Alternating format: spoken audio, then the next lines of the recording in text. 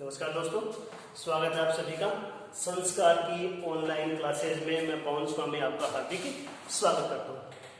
पिछले वीडियो में हमने बात की थी मोटिवेशन के बारे में, अभिप्रेरणा के बारे में, और अभिप्रेरणा के बारे में हमने अभिप्रेरणा की परिभाषा और अभिप्रेरणा के प्रकारों के बारे में हमने बातें की थी। तो अभिप्रेरणा के बारे में हमने बात की थी कि अभिप्रेरणा एक आंतरिक शक्ति है, एक आंतरिक बल है, एक आंतरिक उत्तेजना है जो व्यक्ति को कार्य करने के लिए प्रेरित करता है, अभिप्रेरणा कहलाता है। इसके साथ साथ हमने बात की थी अभिप्रेरणा और पुनर्बलन में क्या अंतर होता है। इसके साथ साथ हमने अभिप्रेरणा की कुछ परिभाषाओं की बात की थी, जिसके अंदर हमने एक सामान्य परिभाषा की बात की थी। अभिप्रेरणा एक आंतरिक शक्ति, आंतरिक बल, एक आंतरिक उत्तेजना है जो व्यक्ति को, प्राणी को कार्य करने के लिए प्रेरित करता है। उसके बाद में गुण की परिभाषा की हमने बात की थी कि अभिप्रेरणा को कार्य को आरंभ करने, जारी रखने तथा नियमित रखने की प्रक्रिया है।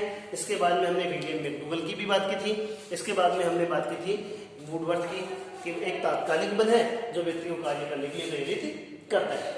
इसके बाद में हमने बात की थी कि अभिप्रेरणा के प्रकार, और पहला जो प्रश्न बनने की जो सबसे ज्यादा संभावना होती है वो अभिप्रेरणा के प्रकार से होता है। कोई भी एक एग्जाम्पल दे दिया जाता है कि अनुकरण जो है वो किस प्रकार की अभिप्रेरणा है, आंतरिक है अथवा बाह्य है, या फिर कोई एग्जाम्पल अलग से दे दिया जाता है, उसके बारे में पूछ लिया जाता है। तो आंतरिक और बाह्य, सकारात्मक और नकारात्मक, यहाँ से परीक्षाओं में अक्सर प्रश्न पूछे जाते हैं। तो इसको आप अच्छे से ध्यान से समझ लीजिए, अच्छे से याद कर लीजिए, इसके एग्जाम्पल्स को आप अच्छे से समझ लीजिए। इसको समझने का, इसके प्रश्नों को हल करने का हमने एक तरीका भी बात की थी कि आंतरिक अभिप्रेरणा जो होती है वो, उसमें व्यक्ति अपनी इच्छा से कार्य करता है और कार्य करने के बाद में उसे एक निश्चित रूप से सुख, संतोष या आनंद की प्राप्ति होती है।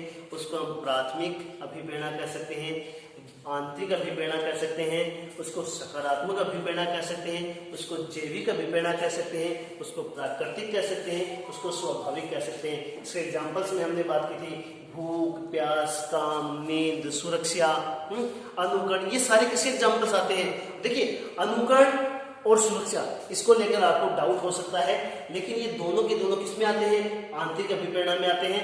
अगर आपको समझ में आता है तो बहुत अच्छी बात है, अगर नहीं आता है तो आप इसके कमेंट बॉक्स में आप कमेंट कीजिए। इसके बाद में हम और इसके बारे में बात करेंगे। इसके बाद में हमने बात की थी बाह्य अभिप्रेरणा के बारे में। बाह्य अभिप्रेरणा क्या है? बाह्य अभिप्रेरणा में व्यक्ति स्वयं अपनी इच्छा से कार्य नहीं करता है, बल्कि किसी बाह्य दबाव से कार्य करता है, और कार्य करने के बाद में उसे एक लक्ष्य की प्राप्ति होती है। वो क्या कहलाता है? बाह्य अभिप्रेरणा कहलाता है। जिसके अंदर हमने बात की थी पुरस्कार की बात की थी, इसके बाद में हमने दंड की बात की थी, इसके अंदर हमने प्रशंसा की बात की थी, सहयोग, दया, सहानुभूति, ये सारे के सारे किसमें आते हैं?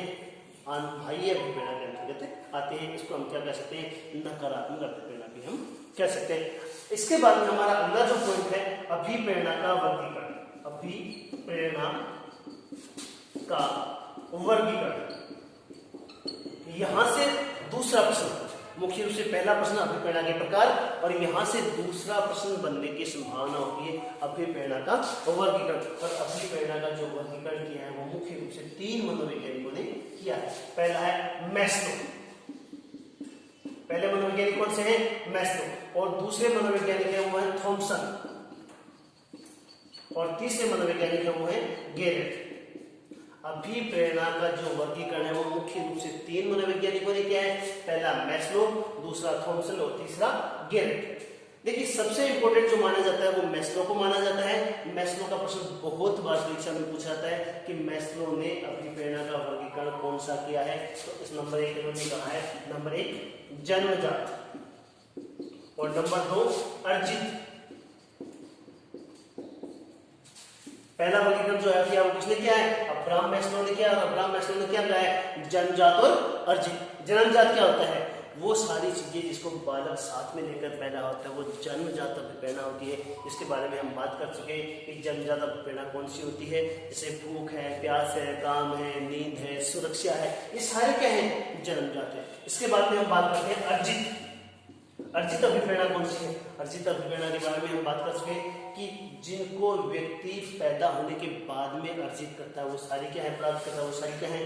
अर्जित अभिप्रेरणा। जैसे वो हम बात कर सकते हैं, प्रतियोगिता की बात कर सकते हैं, पुरस्कार की बात कर सकते हैं, प्रशंसा की बात कर सकते हैं। ये सारे क्या है, अर्जित अभिप्रेरणा के अंतर्गत आते हैं। इसके बाद में अगला जो मनोवैज्ञानिक आता है थॉमसन, और थॉमसन ने भी अभिप्रेरणा का वर्गीकरण दो प्रकार से किया है।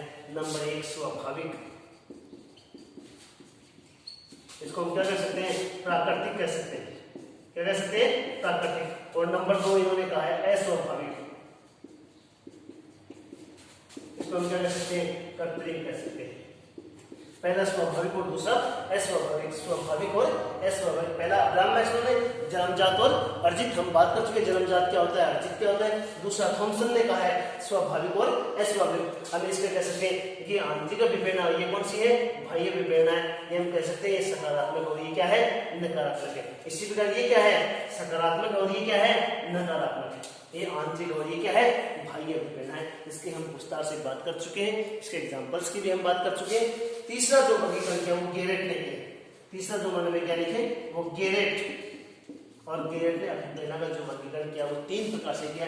नंबर 1 में इंपोर्टेंट कौन सा आता है, अब्राहम मैस्लो का आता है, और उसके बाद में किसका आता है, गेरेट का आता है। गेरेट ने कहा कि पहली जो अभिप्रेरणा है वो जैविक अभिप्रेरणा, जैविक अभिप्रेरणा।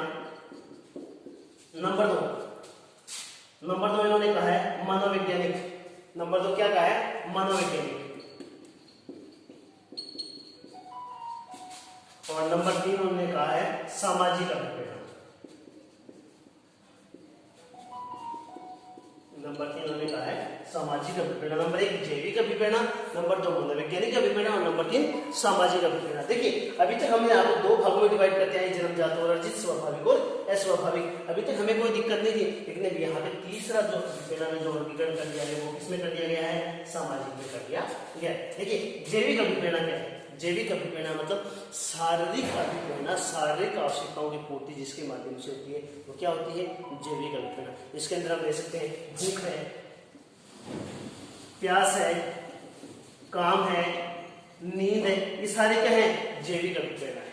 इसके बाद में हम मनोवैज्ञानिक, यानी हमारी साइकोलॉजी पे डिपेंड करता है, हमारी मानसिकता के पे डिपेंड करता है ये है या नहीं।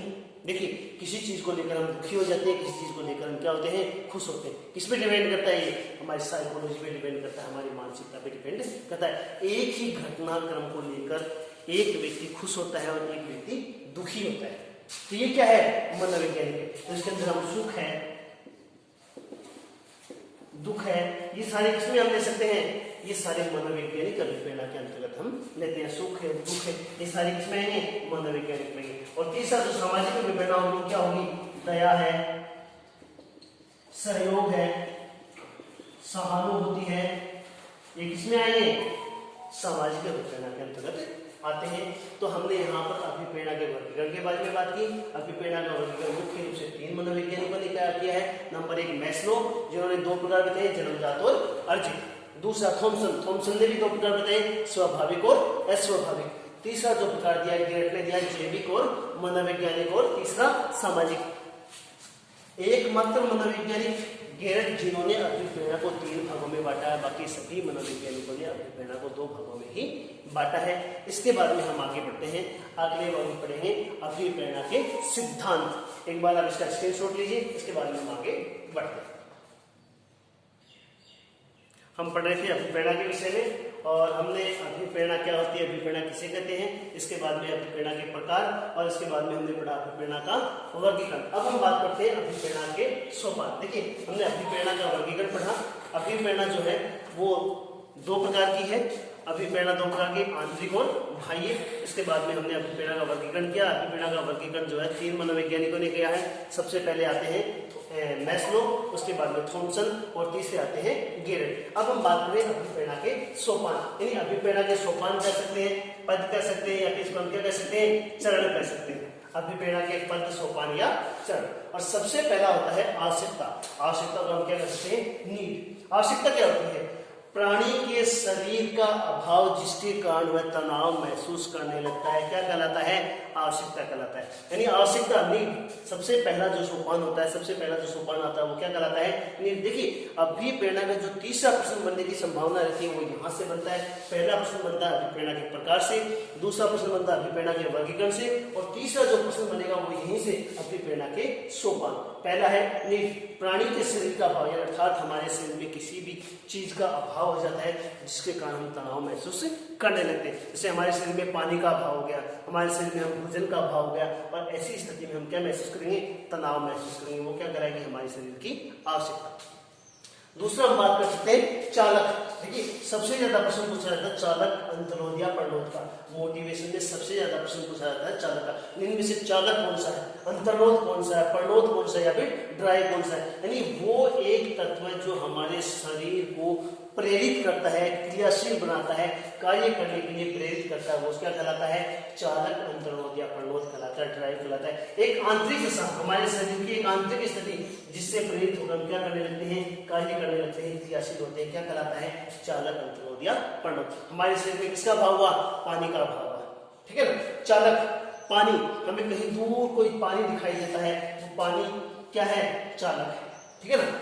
तो चालक क्या होता है? चालक, अंतरोध या प्रणोद, तीनों में से कोई सा भी पूछा जा सकता है। चालक कह सकते हैं, अंतरोध कह सकते हैं, या प्रणोद कह सकते हैं। एक आंतरिक दशा जिससे प्रेरित होकर व्यक्ति या प्राणी कार्य करना प्रारंभ करता है, चालक कहलाता है, अंतरोध कहलाता है, या प्रणोद कहलाता है। तीसरा हम बात कर सकते हैं प्रोत्साहन, इंसेंटिव। तीसरा इंपोर्टेंट सोपान, पद या चरण, इंसेंटिव। चालक को शांत करने वाला तत्व क्या कहलाता है? प्रोत्साहन कहलाता है, इंसेंटिव कहलाता है। तो इस प्रकार सबसे पहला आवश्यकता, इसको हम क्या कह सकते हैं? नीड। दूसरा क्या कहलाता है? चालक, अंतरोध या प्रणोद क्या कहलाता है? ड्राइव। और तीसरा क्या कहलाता है? प्रोत्साहन या इंसेंटिव। और तीनों को मिलाकर एन यानी मोटिवेशन, एन मोटिवेशन बराबर N need D plus drive, और इंसेंटिव यानी प्रोत्साहन, एन बराबर N plus D plus I बराबर क्या बनता है? अभिप्रेरणा बनता है। ये मोटिवेशन का सूत्र कहलाता है, ठीक है। तो ये तीनों पद या सोपान आपको अच्छे से समझ में आ गए होंगे। इसका एक स्क्रीनशॉट लीजिए, इसके बाद में हम आगे बढ़ते हैं।